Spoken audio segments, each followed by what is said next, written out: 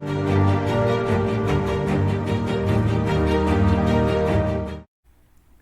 Traders, मैं हूँ प्रशांत। हमेशा की तरह मैं हर वीडियो में बोलता हूँ आपसे कि कोई भी स्टॉक अगर मेरी नज़र में आता है तो मैं आपसे ज़रूर शेयर करूँगा उसके प्राइस एक्शन के थ्रू। और उसका प्राइस एक्शन एकदम सिंपल होगा। तो मेरी नज़र में आज जो स्टॉक आया है वो है HDFC लाइफ इंश्योरेंस। अब इसको मैंने मल्टीबैगर स्टॉक क्यों बोला है? क्योंकि इसका जो एनालिसिस मैंने किया है, इसको जो देखा है, वो हायर टाइम फ्रेम पे देखा है। और मल्टीबैगर आप स्टॉक उसी को बोलोगे जब उसका फंडामेंटल्स और टेक्निकल्स दोनों अगर मैच करते हैं, तो ही हम उसको मल्टीबैगर या उसमें इन्वेस्टमेंट कर सकते हैं। तो इन्वेस्टमेंट पहली चीज़ कंपनी के ऊपर डिपेंड होती है। तो कंपनी का फंडामेंटल्स हम लोग तो ज़्यादा जानेंगे नहीं, क्योंकि हम लोग टेक्निकल एनालिसिस पे ज़्यादा फोकस होगा। 99% हम लोग फोकस हमारा टेक्निकल एनालिसिस पे होगा, 1% फंडामेंटल चेक करेंगे। तो चलो देखते हैं HDFC लाइफ इंश्योरेंस का फंडामेंटल एनालिसिस। टेक्निकल ट्रेडर और प्राइस एक्शन ट्रेडर अगर किसी कंपनी का थोड़ा बहुत फंडामेंटल भी जान ले, तो वो उस ट्रेड को हाई कन्विक्शन की तरह प्ले कर सकता है। जैसे HDFC लाइफ का हम लोग फंडामेंटल्स अगर जान ले तो तीन चीज़ें हमें इंपॉर्टेंट है इसमें। एक तो सबसे पहले ब्रांड। तो HDFC इटसेल्फ ब्रांड। टॉप 5 हमारी जो कंपनीज है उसमें HDFC का ये ब्रांड आपको दिखेगा। Second, HDFC life insurance. तो लाइफ इंश्योरेंस में भी प्राइवेट लाइफ इंश्योरेंस कंपनीज में HDFC लाइफ नंबर 1 पे है। थर्ड चीज़, इसका बिजनेस। बिजनेस क्या है इसका? लाइफ इंश्योरेंस का मतलब बिजनेस रिलेटेड टू ह्यूमंस। जब तक आदमी जिंदा है तब तक ये बिजनेस चलेगा। तो हमें ये तीन चीज़ें पता चल गई फंडामेंटल्स के। ये टॉप 5 ब्रांड में आता है। इंडिया की नंबर 1 प्राइवेट कंपनी है HDFC लाइफ इंश्योरेंस प्राइवेट में। थर्ड, इसका बिजनेस स्ट्रांग है। तो ये तीनों चीज़ें हमें पता चल गई। तो अभी हम देखेंगे इसका टेक्निकल एनालिसिस।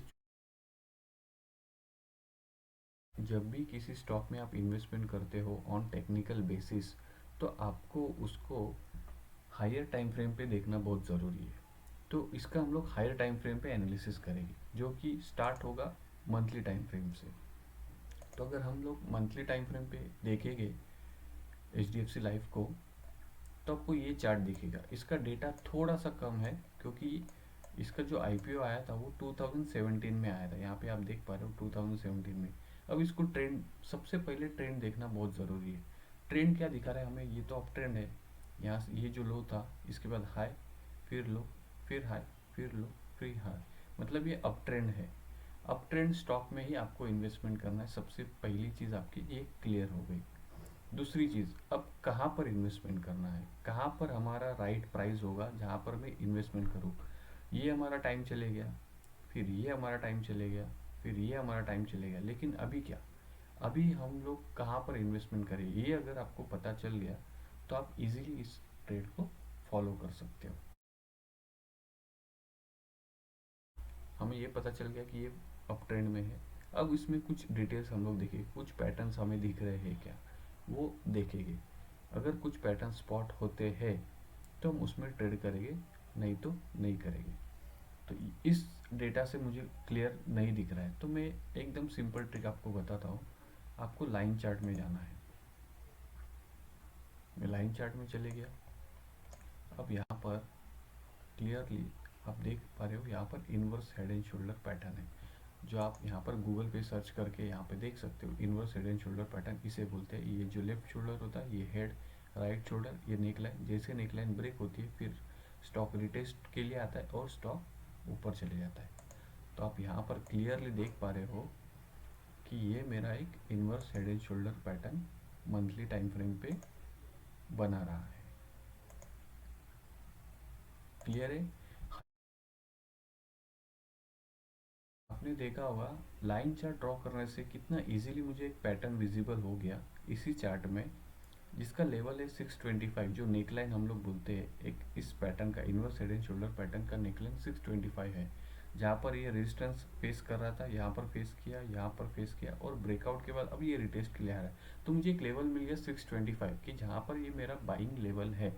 लेकिन ये एग्जैक्टली वहाँ से रिवर्स होगा या उसके पहले भी रिवर्स हो सकता है, क्योंकि ये लाइन चार्ट जो आपको लेवल्स दिखा रहे हैं वो ऑन अ क्लोजिंग बेसिस दिखाते हैं। और कैंडल स्टिक्स हमें हाई और लो भी प्राइस दिखाता है। तो हायर प्राइस अगर मैं देखूँ तो हम लोग इसको कैंडल स्टिक्स में देखेंगे और वीकली टाइम फ्रेम पे जाएंगे, स्टेप बाय स्टेप चलेगी। जैसे हम लोगों ने एक मंथली बेसिस पे प्लॉट किया, एक लेवल निकला है 625। तो अभी आप यहाँ पे देखोगे कि आपको लगेगा कि ये रॉन्ग लाइन मैंने ड्रॉ की है, हॉरिजॉन्टल लाइन। तो अगर मुझे हायर ऑन हायर बेसिस, जैसे कि ये एक हाई इसका लगा हुआ था, ये लाइन में अगर ड्रॉ करता हूँ जिसमें हायर प्राइस है मेरा 646 का, 646, यहाँ पर आप देखोगे 646 से प्राइस नीचे आ रहा है। तो अब ये स्टॉक आप इस लेवल को भी ट्रैक कर सकते हो। तो मुझे ये दो लेवल मिल गया, मतलब एक मुझे जोन मिल चुका है कि 625 से लेके 646, मतलब एक राउंड फिगर पकड़ सकते हो आप 650। ये एक लेवल है जो मेरा बाइंग जोन होगा। इन्वेस्टमेंट के लिए आप एक जोन की तरह काम करना चाहिए। इंट्राडे ट्रेडर्स क्या होता है, एक फिक्स लेवल होता है, अगर वो लेवल पे अगर आता है तो ही वो ट्रेड लेता है, नहीं तो वो नहीं लेता है। लेकिन अगर आपको इन्वेस्टमेंट करना है या स्विंग ट्रेड लेना है तो आपको जोन वाइज लेवल्स निकालने होते हैं। उस जोन में आता है तो आप ग्रैब करते हो, जैसे बोलते हैं ना बाय ऑन डिप्स। तो आपको बाय ऑन डिप्स, जैसे 663, अभी ये करंट वैल्यू 663 है, तो अगर नीचे आता है तो हम 650 के आसपास बाय करेंगे, उससे नीचे आता है तो 625 तक हम लोग बाय कर सकते हैं। तो ये एंट्री हमें मिल चुकी है। तो मैं क्या करूँगा, सिंपली चार्ट एनालिसिस में इस जोन को मैं ऐसे मार्क कर दूंगा, ये मुझे, क्योंकि मुझे याद रहे कि ये मेरा एक जोन है, और इस हॉरिजॉन्टल लाइंस को मैं निकाल दूंगा। तो मुझे एक परफेक्ट मेरी एंट्री लेवल क्लियर, मेरा चार्ट इतना क्लियर होना चाहिए कि मुझे पता होना चाहिए कि मैं क्या कर रहा हूँ। तो एक पैटर्न मुझे स्पॉट हुआ और मुझे एंट्री का जोन पता चल गया, 625 टू 650 ये मेरा जोन है, यहाँ पर ही मैं बाई करूँगा। अब इसमें हम लोग देखेंगे रिस्क कितना है मुझे। अगर आप inverse head and shoulder pattern पे ट्रेड करते हो तो उसका जो रिस्क होता है, उसका जो स्टॉप लॉस होता है, वो राइट शोल्डर के नीचे होता है। मतलब इस पैटर्न का अगर ये लो टूट जाता है तो आपका ये ट्रेड फेल होगा, ये पैटर्न फेल होगा। तो इसका वैल्यू हम लोग निकालेंगे, इसकी वैल्यू क्या है 555, मतलब एक राउंड फिगर 550 हम लोग पकड़ सकते हैं। तो इसके नीचे अगर वैल्यू क्लोज होती है, आपका स्टॉक क्लोज होता है, तो हम लोग इस स्टॉक से बाहर हो जाएंगे। तो रिस्क कितना है मुझे, मुझे स्टॉप लॉस तो मिल गया, लेकिन मेरा रिस्क कितना है। अगर मैं यहाँ पे देखूँ, अगर इस लेवल से मैं बाई करना स्टार्ट करता हूँ और इन्वेस्टमेंट करना है मुझे, तो ऑलमोस्ट 15% का मेरा रिस्क है। तो अगर मैं 1 लाख रुपीज़ यहाँ पर इन्वेस्टमेंट कर रहा हूँ तो मेरा 15,000 का लॉस होगा अगर ये स्टॉक ऊपर नहीं जाएगा। तो अगर ये पैटर्न इनवैलिड होता है तो ये मुझे पता चल गया, मेरा स्टॉप लॉस पता चल गया, मेरी एंट्री पता चल गई, मुझे रिस्क कितना है वो भी पता चल गया, मुझे कितना अमाउंट डिप्लॉयड करना है वो भी पता चल गया। ठीक है, तो हम लोग इसका भी टारगेट देखेंगे।